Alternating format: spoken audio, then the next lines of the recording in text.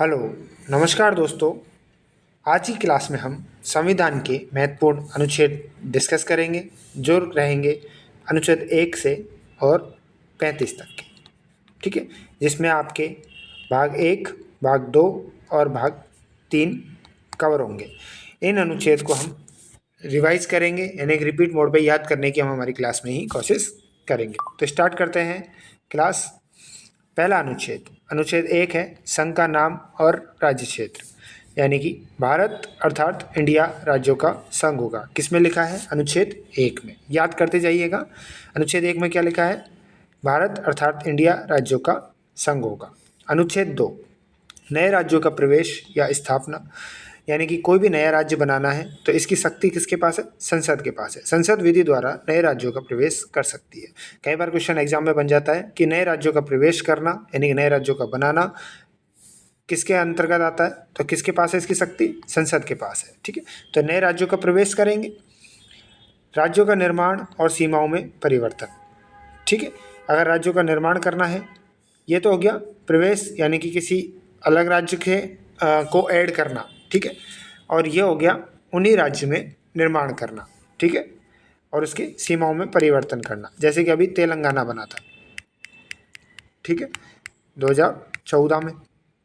ठीक है, इस हिसाब से जो आपकी उसी सीमा में परिवर्तन करके नए राज्य का निर्माण करते हैं वो आएगा अनुच्छेद 3 के अंदर। और कोई नया ही राज्य किसी और कंट्री का या किसी और स्थान का अपन ने जोड़ा है वो आएगा अनुच्छेद 2 के अंदर।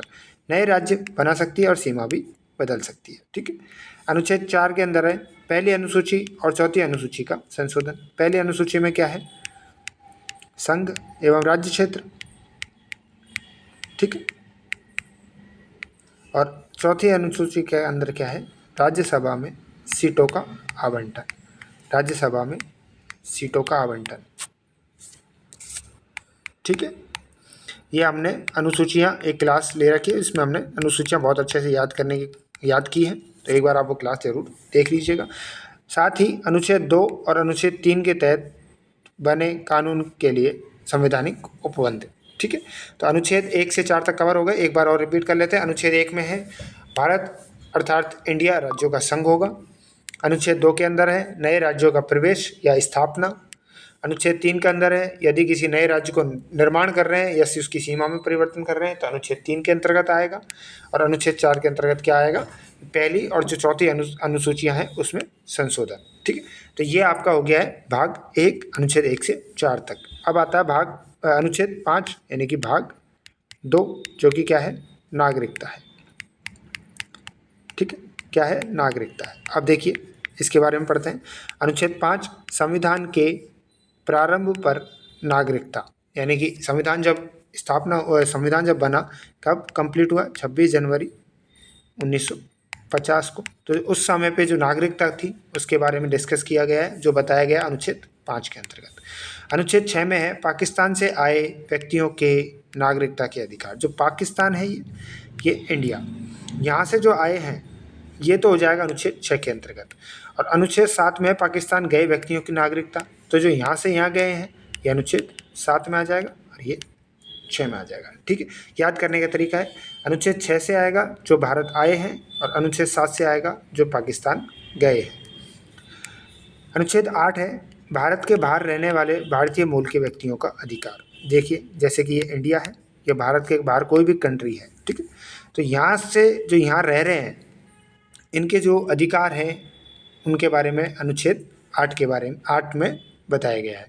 और विदेशी राज्य की नागरिकता लेने पर भारतीय नागरिकता का समाप्त होना। यदि कोई व्यक्ति बाहर रह रहा है और वहीं रहना पसंद कर रहा है कि भैया मैं वहीं रहूँगा, या वहाँ की नागरिकता ले लेता है, तो जो इंडिया की नागरिकता है वो क्या हो जाएगी? ख़त्म हो जाएगी। ठीक है, वो समाप्त हो जाएगी। किस अनुच्छेद में? अनुच्छेद 9 में।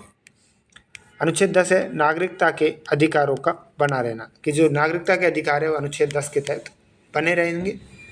और अनुच्छेद 11 है संसद द्वारा नागरिकता के अधिकार का विधान, यानी कि संसद जो है नागरिकता के जो अधिकार है उनमें कोई भी परिवर्तन कर सकती है। ठीक है, तो इस प्रकार से हमारे क्या हो गए? नागरिकता वाले अनुच्छेद भी हो गए। एक बार अपन नागरिकता वाले अनुच्छेद को रिवाइज कर लेते हैं जिससे आपको याद हो जाए। अनुच्छेद 5 के अंतर्गत क्या बताया गया है? संविधान के प्रारंभ पर नागरिकता। अनुच्छेद 6 के अंतर्गत बताया गया है कि जो पाकिस्तान से जो भारत आए थे वो व्यक्ति की जो नागरिकता है वो अनुच्छेद 6 के अंतर्गत डिसाइड होगी। अनुच्छेद 7 के अंदर जो भारत से पाकिस्तान चले गए थे। अनुच्छेद 8 के अंतर्गत आएगा जो भारत से बाहर जो नागरिक रह रहे हैं उनके मूल नागरिकता के जो अधिकार है उनसे संबंधित। और अनुच्छेद 9 के अंतर्गत आएगा कि जो भारत से बाहर रह रहे हैं यानी कि विदेशों में रह रहे हैं, उन्होंने अगर विदेश की नागरिकता अपना ली तो भारत की नागरिकता खत्म हो जाएगी। अनुच्छेद 10 के अंतर्गत आता है कि जो नागरिकता के अधिकार हैं वो वैसे के वैसे ही बने रहेंगे जैसे संविधान लागू होने के समय थे। और अनुच्छेद 11 के अंतर्गत है कि जो नागरिकता के अधिकार है उनमें अगर कोई संशोधन करना है, कोई चेंज करना है तो उसका अधिकार किसके पास है? संसद के पास है। ठीक है, समझ में आ गया होगा। अब स्टार्ट करते हैं। ये हो गया आपका भाग 2। ठीक, भाग 2 कंप्लीट हो गया आपका यहाँ पे। अब हम पढ़ेंगे भाग 3। ठीक है, ये आ गया भाग 3 यानी कि मौलिक अधिकार। ठीक है, मौलिक अधिकार अनुच्छेद 12 से और 35 तक है। देखिए अनुच्छेद 12 के अंतर्गत है राज्य की परिभाषा यानी कि या फिर मौलिक अधिकार है उसकी जो परिभाषा है, ठीक है, वो आपको भाग 12 में बताई हुई है। भाग 13 मौलिक अधिकार के अल्पीकरण की विधियाँ यानी कि मौलिक अधिकार को कम करने से संबंधित जो नियम है या विधियाँ हैं वो अनुच्छेद 13 के अंतर्गत आते हैं। अनुच्छेद 14 देखिए, अनुच्छेद 14 से ये है समानता का अधिकार। आपसे कई बार क्वेश्चन पूछ लिया जाता है समानता का अधिकार, अनुच्छेद 14 से 18। ठीक है, याद करते हैं। अनुच्छेद 14 के अंतर्गत क्या है? विधि के समक्ष समानता। ये बहुत बार क्वेश्चंस पूछे गए हैं। आपको मैं एक एक यानी कि 1 बाई 1 जो अपने अनुच्छेद हैं वो डिस्कस कर रहे हैं अपन, तो सारे अनुच्छेद आपके माइंड में सेट हो जाने चाहिए। याद करने की हम पूरी कोशिश कर रहे हैं क्लास में। अनुच्छेद 14 के अंतर्गत है विधि के समक्ष समानता। ठीक है, अनुच्छेद 15 में है धर्म, मूलवंश, जाति, लिंग या जन्म स्थान के आधार पर भेद नहीं होगा। अनुच्छेद 15 के अंतर्गत है धर्म, मूलवंश, जाति, लिंग या जन्म स्थान के आधार पर भेद नहीं होगा। ठीक है, अनुच्छेद 16 के अंतर्गत है लोक नियोजन के विषय में अवसर की समानता। किसकी? अवसर की समानता आपसे पूछ लिया जाए किस अनुच्छेद के अंतर्गत है तो वो है 16 के अंतर्गत। अनुच्छेद 17 है अस्पृश्यता का अंत। ठीक है, अनुच्छेद 17 क्या है? अस्पृश्यता का अंत। ये बहुत इंपॉर्टेंट है, कई बार एग्जाम में पूछा गया है। अनुच्छेद 18 है उपाधियों का अंत। ठीक है, अनुच्छेद 18 के अंतर्गत क्या है? उपाधियों का अंत। तो एक बार वापस से हम समानता का अधिकार को डिस्कस कर लेते हैं। समानता के अधिकार में 14 नंबर का जो अनुच्छेद है वो कहता है कि विधि के समक्ष समानता होगी। अगला 15वां बोलता है धर्म, मूलवंश, जाति, लिंग या जन्म स्थान के आधार पर भेद नहीं होगा। 16 है अवसर की समानता। लोक नियोजन के जो कार्य हैं या जो विषय हैं उनमें अवसर की समानता रहनी चाहिए। अनुच्छेद 17 है अस्पृश्यता का अंत। अनुच्छेद 18 है उपाधियों का अंत। ठीक है, अब अगला आता है हमारा स्वतंत्रता का अधिकार। ठीक है, देखिए स्वतंत्रता का अधिकार में अनुच्छेद 19 है जिसमें बोलने की स्वतंत्रता दी गई है और इसके साथ ही 6 अन्य प्रकार की स्वतंत्रताएं हैं।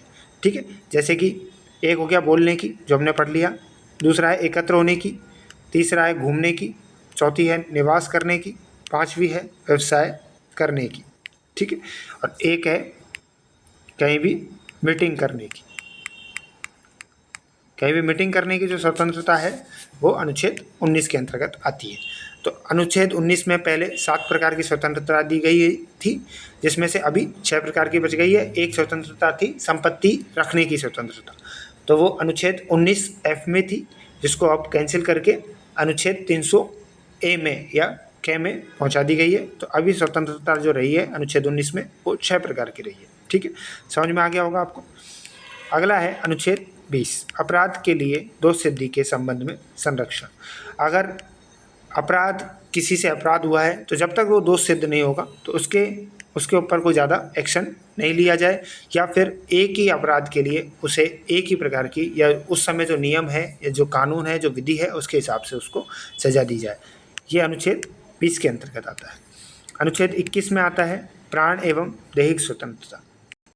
ठीक है, अनुच्छेद 21 बहुत इंपॉर्टेंट है, प्राण एवं दैहिक स्वतंत्रता जो है अनुच्छेद 21 के अंतर्गत है। अनुच्छेद 21A या 21K भी आता है, ये शिक्षा का अधिकार। इसके अंतर्गत क्या है, 6 से 14 वर्ष के जो बच्चे हैं उनको अनिवार्य शिक्षा, ठीक है, अनिवार्य शिक्षा। ये कौन सा संविधान संशोधन हुआ था, ये हुआ था 86वां संविधान संशोधन 2002 के अंतर्गत एक अनुच्छेद संशोधन हुआ था, जिसमें अनुच्छेद 21A जोड़ा गया था, शिक्षा का अधिकार, ठीक है, जिसमें 6 से 14 वर्ष के जो बच्चे हैं, बालक बालिकाएं हैं, उनको अनिवार्य शिक्षा प्रदान करना आवश्यक है, ठीक है। अब अगला आता है अनुच्छेद 22, कुछ दशाओं में गिरफ्तारी और निरोध के से संरक्षण, जैसे कि नाटो हो गया, और जो क्रिमिनल एक्ट होते हैं या फिर जो टेररिस्ट एक्ट होते हैं, उनके अगेंस्ट में जो संरक्षण है वो आपको अनुच्छेद 22 के अंतर्गत आते हैं, ठीक है। अब आता है अगला अनुच्छेद 23, ये बहुत इंपॉर्टेंट है। अनुच्छेद 23 है मानव के दुर्व्यवहार और बलात् श्रम का प्रतिषेध, ठीक है। बलात् श्रम का प्रतिषेध किसके अंतर्गत है, अनुच्छेद 23 के अंतर्गत है। और अनुच्छेद 24 के अंतर्गत आता है कारखाने आदि में बालकों के नियोजन का प्रतिबंध, यानी कि जो बच्चे कारखानों में काम करते हैं, जो अभी अपन ने बताया 6 से 14 वर्ष के, तो इन बच्चों को कारखानों में काम नहीं करवाना या उससे संबंधित जो प्रतिषेध है या निषेध है काम करवाना, वो अनुच्छेद 24 के अंतर्गत आएगा, ठीक है। अब अपन दोनों जो अनुच्छेद पढ़े इनका एक बार डिस्कस कर लेते हैं।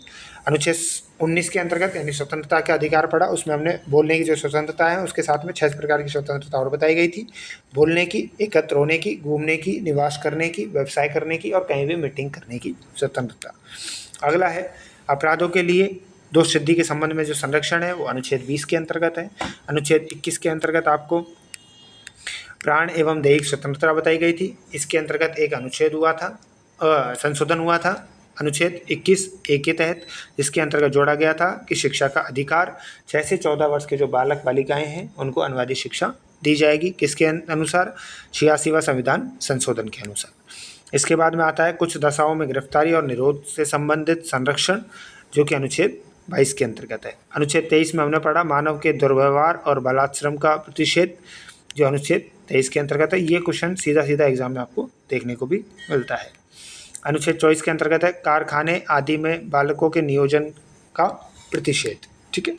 जो बालक बालिकाओं को काम में लगा लेते हैं 6 से 14 वर्ष के, उनको नहीं लगाना है, इससे संबंधित जो अनुच्छेद है वो अनुच्छेद 24 है। अगला आता है अनुच्छेद 25, अंतःकरण की स्वतंत्रता। अगर किसी का कोई धर्म है तो धर्म में जैसे आप कड़ा पहनते हैं, ये सिख कृपाण लगाते हैं, कड़ा पहनते हैं, ठीक है। तो ये जो पहनते हैं ये किस अनुच्छेद से अंतर्गत आता है, अनुच्छेद 25 के अंतर्गत आता है। तो अंतःकरण की स्वतंत्रता है उनको, ठीक है।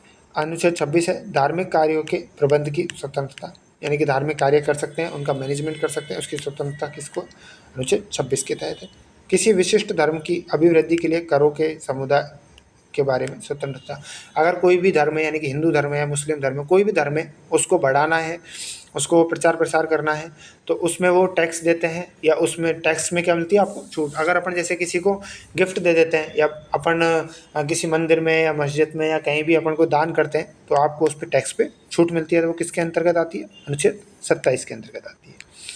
अनुच्छेद 28 है कुछ शिक्षा संस्थानों में धार्मिक शिक्षा या धार्मिक उपासना में उपस्थित होने की स्वतंत्रता। आज हम कभी भी कोई भजन हो रही है, कोई भजन संध्या हो रही है, या कोई मस्जिद में कोई गज़ल हो रही है, या कोई भी प्रोग्राम होता है, तो हम उसमें उपस्थित होने की जो स्वतंत्रता मिलती है वो अनुच्छेद 28 के तहत मिलती है, ठीक है।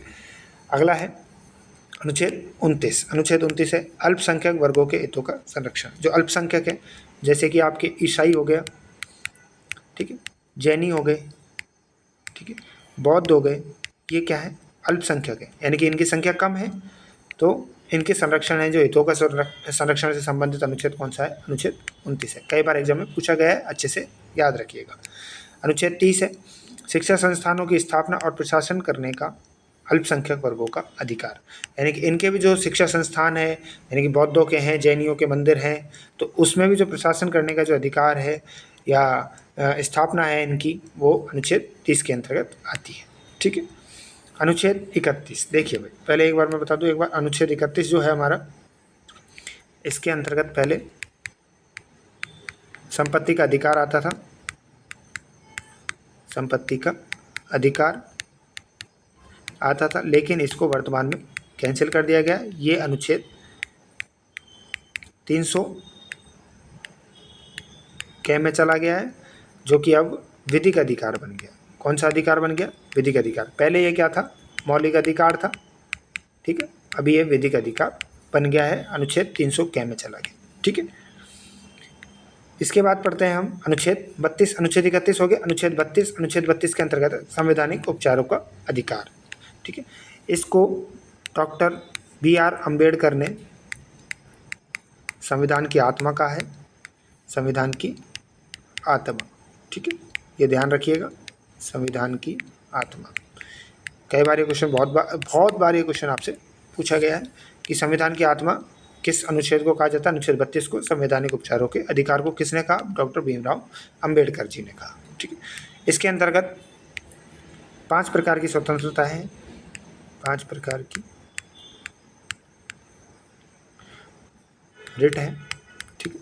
5 प्रकार की रिट दी हुई है अनुच्छेद 32 के तहत। ये है सुप्रीम कोर्ट की और एक हाई कोर्ट की है, उसमें 6 प्रकार की रिट है, ठीक है। लेकिन इसका अनुच्छेद हो गया 226, ठीक है। अनुच्छेद 226 में है हाई कोर्ट की और अनुच्छेद 32 में है सुप्रीम कोर्ट की। पहली जो रिट है वो है बंदी प्रत्यक्षीकरण, ठीक है, बंदी प्रत्यक्षीकरण। अगली है प्रतिषेध, तीसरी है उत्प्रेषण, चौथी है अधिकार परीक्षा और 5वीं है परमादेश। अब इनको एक एक को थोड़ा जान लेते हैं हम। बंदी प्रत्यक्षीकरण। बंदी प्रत्यक्षीकरण के अंतर्गत ये बताया गया है कि सुप्रीम कोर्ट किसी भी पुलिस स्टेशन को या निचले स्तर के न्यायालय को आदेश दे सकता है कि जिसको बंदी बनाया गया है उसे 24 घंटे के अंदर मेरे सामने, यानी कि सुप्रीम कोर्ट के सामने प्रस्तुत किया जाए। तो ये किसके अंतर्गत आ गया? बंदी प्रत्यक्षीकरण। जैसे नाम से ही पता चल रहा है, बंदी प्रत्यक्ष करो, यानी कि प्रत्यक्षीकरण, ठीक है। अगला है परमादेश। ये परमादेश जो होता है ये हाई कोर्ट या सुप्रीम कोर्ट द्वारा हाई कोर्ट या उसके जो डिस्ट्रिक्ट कोर्ट है या नीचे के जो कोर्ट हैं उनको दिया जाता है कि ये आदेश दिया जाता है कि इस कार्य को या किसी पर्टिकुलर विषय को जल्दी से कंप्लीट करो। तो ये किसके अंतर्गत आता है? परमादेश, यानी कि आदेश देना, ठीक है। याद करने का तरीका है। अधिकार परीक्षा। अधिकार परीक्षा के अंतर्गत आता है कि आप जैसे कोई कार्य हाई कोर्ट के अंतर्गत नहीं आता, यानी कि उसके जुरिस्डिक्शन में नहीं है, यानी कि वो उस काम को नहीं करवा सकता, लेकिन फिर भी वो उसको कर रहा है, तो सुप्रीम कोर्ट उससे बोल सकता है कि आपके अधिकार से बाहर है, आप इस कार्य को ना करें और इस कार्य को सुप्रीम कोर्ट में ट्रांसफ़र कर दें, ठीक है। ये आता है अधिकार परीक्षा के अंतर्गत, ठीक है। और ये जो प्रतिषेध और उत्प्रेषण है ये भी एक दूसरे के अपोजिट है, ठीक है। प्रतिषेध के अंतर्गत क्या आता है कि कोई भी हाई कोर्ट है, यानी कि ऊपरी जो अदालत है वो निचली अदालत को उनकी शक्तियों का प्रयोग करने के से रोकने के लिए, यानी कि जो कोई कानूनी शक्ति उसको प्राप्त नहीं है निचली अदालत को, वो अगर उसका प्रयोग करता है तो उसको रोकने के लिए क्या करते हैं? प्रोहिबिशन, यानी कि प्रतिषेध का यूज करते हैं। और उत्प्रेषण के अंतर्गत होता है कि जो निचली अदालत है, यानी कि नीचे जो ऑफिस है, वो किसी विशेष मामले पर उसका जो रिकॉर्ड है वो हाई कोर्ट, यानी कि ऊपर वाली कोर्ट में भेज सकता है। जैसे कोई डिस्ट्रिक्ट कोर्ट है, ठीक है, डिस्ट्रिक्ट कोर्ट अगर कोई कार्य कर रहा है तो हाई कोर्ट उसका रिकॉर्ड कभी भी अपने पास मंगवा सकता है, ठीक है। तो ये रिलेटेड है उत्प्रेषण से। इस प्रकार अपनी 500 रिट कंप्लीट हो गई है, ठीक है, समझ में आ गई होगी। अगला है अनुच्छेद 33, सशस्त्र बलों पर मौलिक अधिकार के संबंध में संसद की शक्ति। अगर सशस्त्र बल है, यानी कि कोई BSF है, CRPF है, CISF है, ठीक है, तो इनके ऊपर जो मौलिक अधिकार है उनसे संबंधित जो नियम है या जो शक्ति है वो किसके पास है? संसद के पास है। किसके तहत? अनुच्छेद 33 के तहत। अनुच्छेद 34 है, जिस किसी क्षेत्र में सैन्य विधि चल रही है उस जगह मौलिक अधिकार लागू नहीं होंगे। अगर कहीं पे जैसे जैसलमेर में होता है, कभी जम्मू कश्मीर में है ना, बहुत बार ऑपरेशंस चलते हैं आर्मी के, तो वहाँ पे जो मौलिक अधिकार हैं वो लागू, फ़ोन आ गया, अपन पढ़ रहे थे अनुच्छेद 34। अगर किसी क्षेत्र में सैन्य विधि चल रही है, यानी कि ऑपरेशंस चल रहे हैं, तो वहाँ पे अपने मौलिक अधिकार लागू नहीं होंगे, ठीक है। अब आता है अनुच्छेद 35, विधान बनाने की शक्ति या अधिकार संसद के पास है।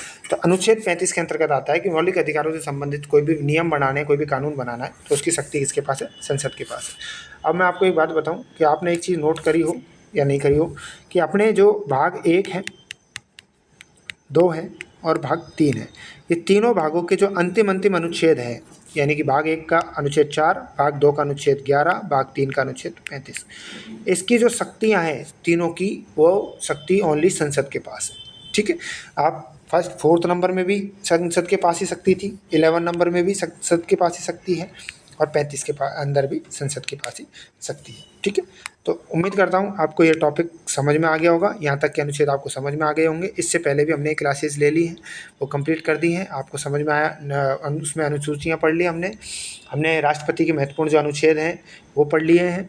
ठीक है, महत्वपूर्ण समितियाँ हैं वो पढ़ ली हैं। और अब हमारी आज की ये क्लास अनुच्छेद 1 से और अनुच्छेद 35 तक की कवर कर ली है।